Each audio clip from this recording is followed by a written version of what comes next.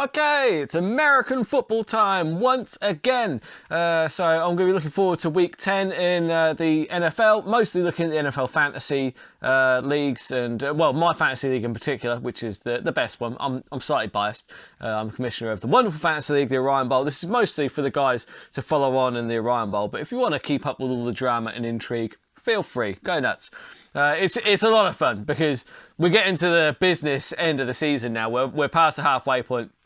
My team are going to pieces, obviously, as they always do. Yeah, I don't know. It's a lot of fun. But yeah, quick recap of week 9.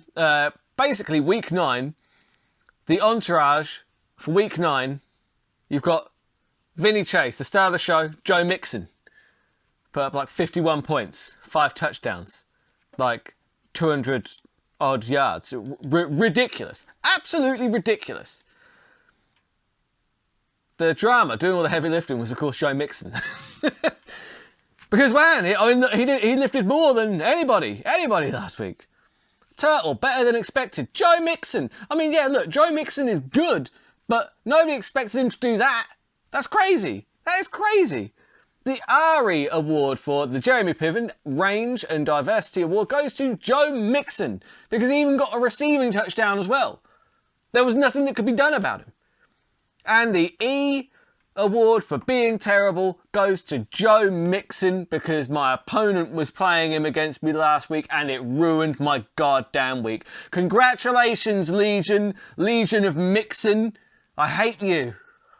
Just ruined my season. Well, it's not ruined my season. I think I lost last week and now I've lost again this week. I had a good run. I had a good 4-week win streak, but it's all going to shit now. I'll tell you that. It's all going to pieces. So yeah, I'd also like to congratulate the Gorillas, the Suns and the Harlots who all somehow who all got the win last week. And I would say that the Legion of Mixon, even though they had one player going for 50 plus, they were not the highest scoring team of the week. The San Diego Harlots managed to get a 151.32. That is incredible. That is a testament to your team there. Congratulations. He is a 3-time Orion Bowl champion. He's looking for that 4th ring, and he will have a display case for those rings because that is the price. If you get 4, that's it. You get a display case. So I'm going to have to make good on that promise. And it's looking like it's becoming more and more of a possibility now because his team is, quite frankly, ridiculous. Right, so as we're just coming up to the halfway point of the season, let's have a quick look at the league table. So, as I said, I've slipped down a bit. I was hovering up in 2nd, but the Baltimore Ravens have slipped down to 3rd because I just can't seem to find a win at the moment. I still have no right to be there. 822 points for this season. That is pretty low. That's pretty low. The coach's son sitting there at 8-1. They're already in the playoffs now, I think. I'm fairly sure that, something crazy would have to happen for you to not to make the playoffs. So I think congratulations. I don't know if that's too soon yet, but either way, San Diego Harlots up there in 2nd place, just above me at 6-3. So, but they're playing Baby Got Dak, who's just below me at 5-4. I think that's only because I beat Baby Got Dak last in the first part of the season, so it goes on head-to-head record. So basically, one of those 2 teams that are around me is guaranteed a loss this week. If I can find my way to get a win against the Gorillas, that would be super helpful in my campaign to get to the playoffs. Team with no nameth are right there as well. The Legion of Mixon. If Mixon can keep doing that every week, then you've won. You know what I mean? It's over. But let's be fair, Joe Mixon will probably put up less than 7 points this week. I'm calling it. Bold prediction.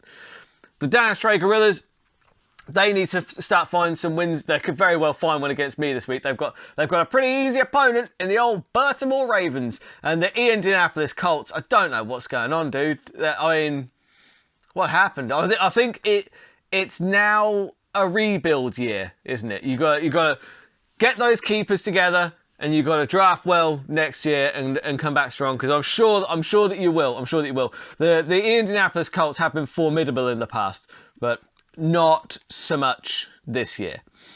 Let's have a look at the games this week. So Oh, also, last thing I want to recap on week 9 is the Jets beat the Bills. How the hell did that happen? How do we go from losing to the Patriots and then beating the best team in football, or one of the best teams in football?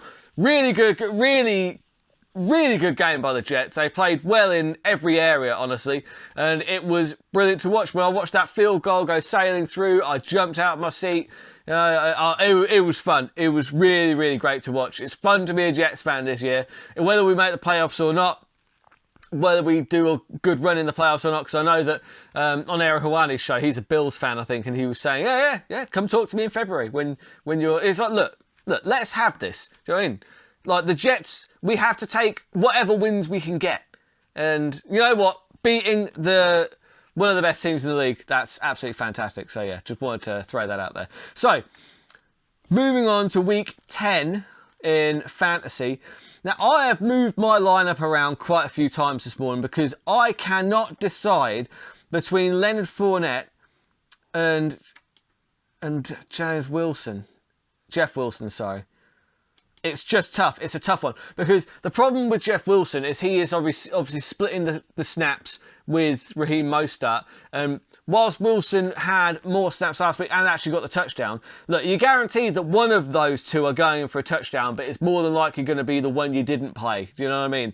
Whereas Leonard Fournette, he's not really competing direct. Like he obviously there are other running backs, but he is the solid placed number 1 running back in Tampa, and the Seahawks do tend to give up plays to receiving receivers, and Fournette, he gets a lot of receiving looks as well. So I think I am gonna finalise with Fournette. I'm gonna take Fournette just because I did trade for him as well. Traded James Taylor for Jonathan Taylor. Why I keep getting their first names wrong? Jonathan Taylor I traded for Leonard Fournette because Jonathan Taylor is on the Colts, who are a dead team, and he's just too unreliable. Look, problem is, because he's such a big name, it was getting harder and harder to justify putting him into my lineup and not benching him. And it's just like, you know what, I might as well take some trade value. I like Leonard Fournette. He's got a bye week coming up, so they've got a pretty good schedule after that as well.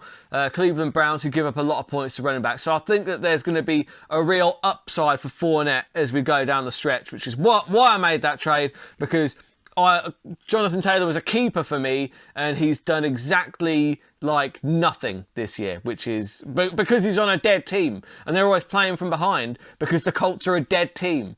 You know what I mean? I cursed them real early on. I put money on them to win the Super Bowl. Shouldn't have done that because that cursed them. I'm going to go with Kai Herbert just because he's got quite a high floor, if that makes sense. Like he's probably not going to put up spectacular numbers, but last week was an anomaly. He only put up 2, but usually he puts up at least, between 8 and 10, and that's fairly consistent. Moore was really let me down. I could have done with a lot more from DJ Moore, if I'm totally honest.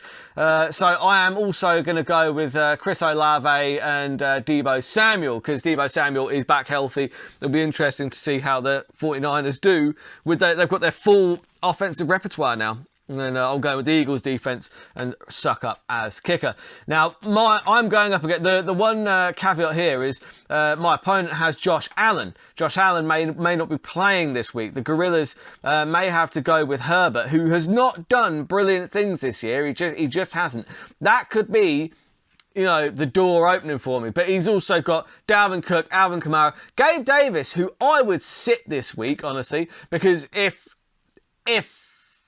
Josh Allen doesn't play, then Gabe Davis, he's like a boom or bust guy. He's got a very high ceiling, but the floor is very, very low.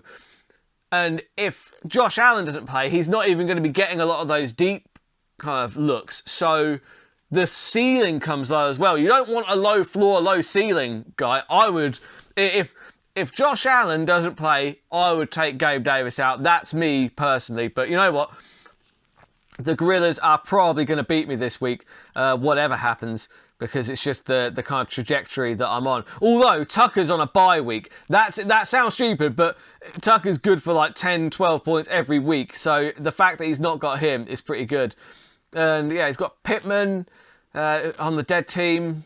I don't think they're going to do much. Kamara and Cook could be a problem. Look, if Josh Allen doesn't play, I think I've got a chance here. But the fact that Moore has really let me down by only putting up 2 points, if I could have gotten just six or seven from Moore, that would give me a chance. But having 2.9 from my starting receiver, I cannot kind of really predict that I'm going to go for the win. So I'm going to say that the Dallas Trey Gorillas are going to get that one, and that's going to put me in a real pickle when it comes to the games down the stretch in terms of trying to make the playoffs. But you know what? All I can do is put my best team out, and you know what? I will enjoy watching the 2:30 p.m. game tomorrow because obviously if I'm playing Fournette, it'll be fun to watch how little he ends up doing, won't it? Anyway, Legion of Mixon taking on the coach's sons. So you've got Legion of Mixon making a real play for the real good run for the playoffs here because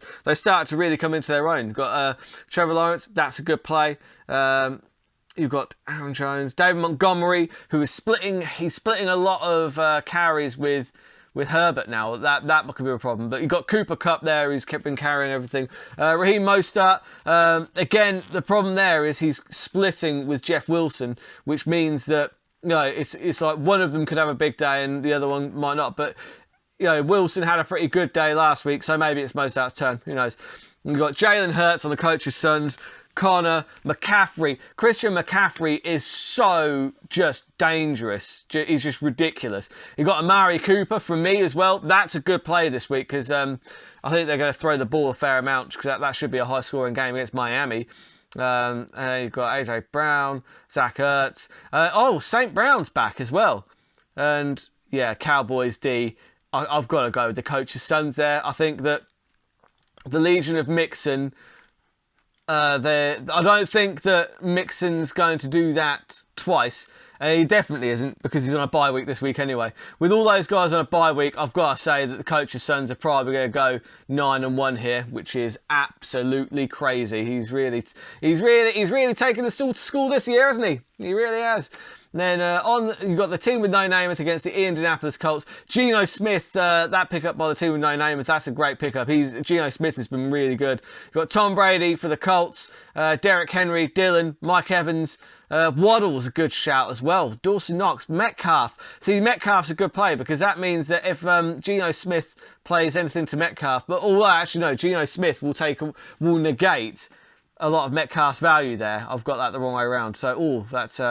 But then you've got the fact that the team with no name has played Pitts and Cordarrelle Patterson, and they went for a combined 4.80. The Colts have only played their kicker, who put up 3 points. So you've got to say that is advantage Colts. I think the Indianapolis Colts get it done this weekend. I think Brady's going to do... he's going to do enough in Germany to keep him relevant. I think Derrick Henry has a pretty good game against Denver. Mike Evans, Waddle's probably going to have a pretty good game against Cleveland. Dawson Knox against Minnesota. If Josh Allen plays, he could be good. So yeah, Colts, take that one. Then you've got Dak versus the San Diego Harlots. San Diego Harlots, who are just on fire at the moment, and they've started off really well with Deontay Foreman. He's gone for 19 points already. So.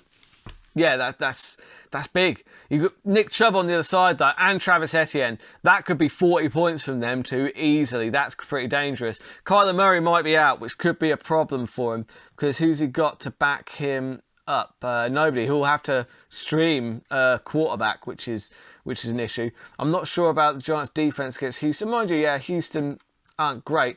You've got... Yeah, Hopkins. If Murray doesn't play, is Hopkins worth playing? That's a consideration. If Allen doesn't play, is Stephon Diggs worth playing? That's a consideration. There's Jefferson, Kelsey. Kelsey's always worth a play, but I've got to say that a lot of it's contingent. If Josh Allen doesn't play and Kyler Murray doesn't play, there's going to be some real problems here for Baby Got Dak. I think San Diego Harlots are probably the favourites in that one for good reason. I think the Harlots probably get that one done. So that's all I've got time for this week. Those that I picked for, prove me right. Those that I picked against, prove me wrong. Enjoy all the games. I'm sure as hell going to, and I'll see you next week.